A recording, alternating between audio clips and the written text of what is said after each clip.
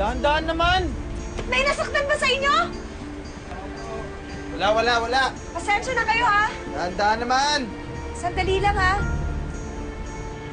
Hindi ko na patayin ah! Eh, kinat niyo ako, eh. Eh, nauna ko sa motorcycle lane eh! Sir, lasing kayo, eh. Sino kasing?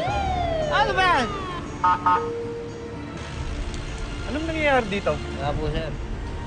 Eh, kinat ako nito, eh.